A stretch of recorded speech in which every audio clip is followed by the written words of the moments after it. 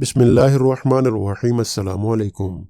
ये हाफिजुल असद का ज़माना और 70 की दहाई थी। शाम के शहर दिमिश्क का मारूफ ताजिर रात के पिछले पहर सड़कों पर टहल रहा था। मौसम खुशगवार होने के बावजूद इसका दम घुटे जा रहा था। डॉक्टरों के मुताबिक इसके पास हफ्ता या 10 दिन से ज्यादा टाइम नहीं था। दुनिया की हर आसाइश के होते हुए बेबसी का ये आलम था कि टाइम से पहले ही सब कुछ खत्म होता हुआ महसूस हो रहा था। मुल्क के डॉक्टरों ने जवाब दिया तो वो बाहर के मुमालिक में चला गया। एक नन्ही सी उम्मीद थी कि अमेरिका में इलाज हो सकता है, वो भी दम तोड़ गई जब वहाँ कई महीने टेस्ट वगैरह करवाने के बाद सीनियर तरीन डॉक्टर ने आखिरकार एक दिन आकर नरमी से समझाया कि आपके पास ज्यादा टाइम नहीं है, लिहाजा मेरा मशवरा है और अक्लमंदी यही होगी कि बाकी का कीमती टाइम आप अपने बीवी बच्चों के साथ गुजारें। रात के इस पहर बेखबरी के आलम में न जाने कितनी देर वो गलियों में टहलता रहा। इसकी सोचों का तसलसल तब टूटा जब टहलते टहलते वो एक तंग से बेरोनक पुल पर पहुंच चुका था। सड़क पार दूसरी तरफ स्ट्रीट लाइट के नीचे एक खातून खड़ी किसी आदमी से गुफ्तगू कर रही थी।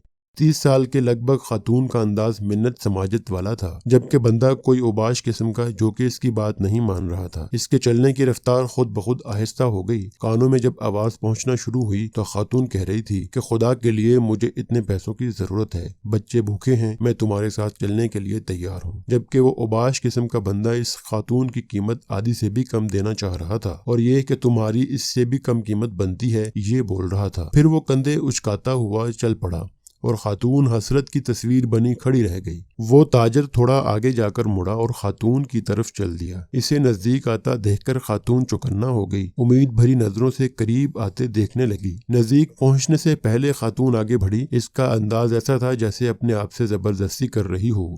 ताजर ने करीब पहुंचकर सलाम किया तो खातून ने मसनूई मुस्कुराहट के साथ जवाब दिया और टटोलती नजरों से देखा और थोड़ी करीब होते हुए मानी खेज अंदाज बनाकर पूछने लगी कि क्या मूड है। वो पीछे हटा और नरमी से कहा, नहीं ऐसी कोई बात नहीं, दरअसल मैं अभी गुजरते हुए तुम्हारी इस आदमी के साथ थोड़ी सी गुफ्तगू सुन चुका हूँ। मुझे बताओ मेरी बहन कि तुम्हारा मसला क्या है। इस तरह पूछना था कि खातून जो मजबूत दिखाई देने की कोशिश कर रही थी एकदम रूहानसी हो गई और आंखों में आंसू लाते हुए बोली, भाई कसम है उस जात की जो हमारी गुफ्तगू सुन रहा है, मैं इस टाइप की औरत नहीं जो इस वक्त घर से निकलकर सड़क पर किसी का इंतजार करे, मगर मैं बहुत मजबूरी के आलम में इस वक्त इस जगह पे हूँ। उसे लगा कि किसी ने इसका दिल मुट्ठी में ले लिया हो। उसने मजीद नरमी से कहा, दिलों का हाल तो अल्लाह ही जानता है बहन, मुझे बताओ क्या बात है। वो बोली कि मैं एक बेवा औरत हूँ, मेरे छोटे छोटे बच्चे हैं, शोहर को फौत हुए साल होने को है। शुरू में तो पड़ोसी और रिश्तेदार कुछ मदद वगैरह कर देते थे, फिर आहिस्ता आहिस्ता सब ने हाथ खींच लिया। घर में राशन नाम की कोई चीज नहीं, किराएदार का सब्र भी खत्म हो गया है। इसने कल शाम तक आखिरी मोहलत दी है, अगर किराया ना दिया तो सामान समेत घर से निकाल देगा। मेरे पास अब और कोई चारा नहीं सिवाय ये कि अपने आप को। ये कहते हुए उसकी आवाज बैठ गई। उसने जल्दी से दूसरी तरफ मुड़कर बहाने से अपने आंसू साफ किए, फिर मुड़कर जल्दी से बोला, बस बस ठीक है बहन, कोई बात नहीं। अपनी जेबों में हाथ डाले तो पता चला कि जेबों में जो रकम है वो ना होने के बराबर है, क्योंकि जिस आलम में वो निकला था इसे तो होश ही नहीं था। इसने खातून से कहा कि फिलहाल ये रखो और मुझे अपना एड्रेस बता दो, फिक्र करने की कोई जरूरत नहीं, अपने घर जाओ, इंशाल्लाह सब ठीक हो जाएगा। खातून बेयकीनी के अंदाज में इसकी तरफ देख रही थी, जैसे सोच रही हो कि इस पे भरोसा करे कि ना करे। इसने फिर से यकीन दहानी कराई कि तुम जाओ और एड्रेस बता दो बस। उस खातून ने आखिरकार एड्रेस बता दिया और फिर एक तरफ को चल पड़ी। थोड़ी देर तक खातून को जाता देखने के बाद वो मुड़ा और वापसी की तरफ तेजी से कदम उठाने लगा। घर पहुंचकर इसने काफी मिकदार में नकदी ली और ड्राइवर को बड़ी वैन निकालने को कहा। फिर खुद ड्राइव करते हुए शहर के 24 घंटे खुले रहने वाले स्टोर से राशन की बड़ी मिकदार वैन में भरी और खातून के बताए हुए एड्रेस पे पहुंचकर सारा राशन इसके घर उतारा। बाकी की रकम उस खातून को दी और कहा, सुबह किराएदार से वो खुद बात कर लेगा और किराए का मामला निपटा देगा और इंशाल्लाह हर महीने मखसूस रकम आप तक पहुंचा दी जाएगी। ये कहकर जल्दी से बिना कुछ कहे सुने वापस मुड़ गया। खातून बुत बनी बेयकीनी के आलम में खड़ी आंसुओं भरी निगाहों से उसे देखती रह गई और वो वैन समेत नजरों से ओझल हो गया। इस ताजर की कैफियत अब काफी बल्कि बहुत मुख्तलिफ थी। उसके अंग अंग से खुशी फूट रही थी। कुछ घंटों पहले जो इसकी हालत थी वो अक्सर बदल गई थी। अब उसे हफ्ता 10 दिन गुजारने की जो फिक्र थी वो थोड़ी कम हो गई थी। हफ्ता 10 दिनों का ख्याल आते ही उसने कागज कलम लेकर खातून का एड्रेस लिखकर वसीयत लिखी कि हर माह बाकायदगी से 4 लोगों के माकूल से बढ़कर खर्चे की रकम इस एड्रेस पर भिजवाई जाए और कागज को लिफाफे में बंद करके तिजोरी में रख दिया। अब इसे लग रहा था कि अपने आखिरी सफर के लिए वो तैयार है या थोड़ी बहुत तैयारी कर ली है। है। फिर हफ्ता गुजर गया और 10 दिन भी गुजर गए, फिर मजीद 10 दिन और फिर मजीद 10 दिन गुजरते चले गए। घर वालों के कहने के बावजूद वो अस्पताल नहीं गया और फिर पूरा 1 महीना गुजर गया और अगले महीने की रकम भी इसने फौरन भिजवा दी।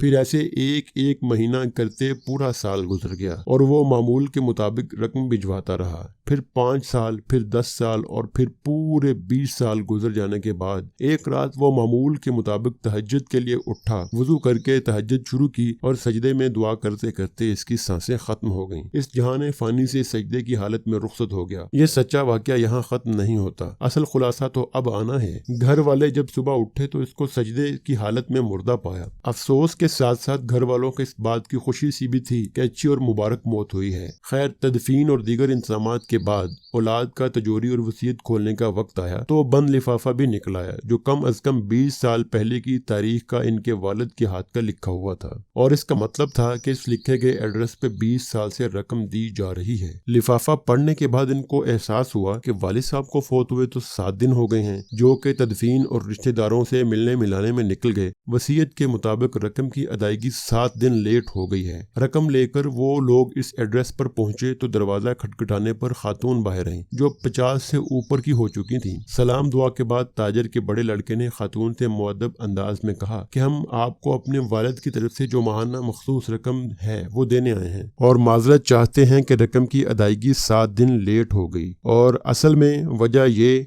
अभी उसने इतना कहा था कि खातून जल्दी से बोली, अरे नहीं नहीं कोई बात नहीं, आपके वालिद साहब के हम पर बहुत एहसानात हैं। आप लोग मेरी तरफ से वालिद साहब को बहुत बहुत शुक्रिया बोलिएगा और इन्हें बताइएगा कि हम हमेशा इन्हें दुआओं में याद रखते हैं और रखेंगे। और मेरी तरफ से आदाब के साथ इन्हें बताइएगा कि अब इस रकम की जरूरत नहीं है। बेटा हैरानगी से बोला, क्या अब क्यों जरूरत नहीं रकम की? खातून ने खुशी के आंसू आंखों में लाते हुए रंधी हुई आवाज में कहा, अल्लाह के फजल से महीना पहले मेरे बड़े बेटे की मुलाजमत लगी थी और 7 दिन पहले ही यानी यकम को बेटे की इसकी पहली तनख्वाह मिली है। खातून रवाने में पता नहीं क्या क्या बोले जा रही थी, जबकि लड़कों के कानों में खातून का यही जुमला अटक कर रह गया कि 7 दिन पहले ही मेरे बेटों को इसकी पहली तनख्वाह मिली है। 7 दिन पहले ही मेरे बेटों को इसकी पहली तनख्वाह मिली है। यानी अल्लाह पाक ने इस सदके की वजह से उस आदमी की बीमारी को ख़त्म करके उसकी ज़िंदगी में 20 साल का इजाफा कर दिया था। आप सल्लल्लाहु अलैहि वसल्लम का फरमान है तर्जुमा कि राजदारी में किया गया सदका अल्लाह पाक के गुस्से को बुझाता है। दोस्तों, उम्मीद करते हैं कि ये वीडियो आपको पसंद आई होगी। मिलते हैं अगली वीडियो में। अस्सलामु अलैकुम।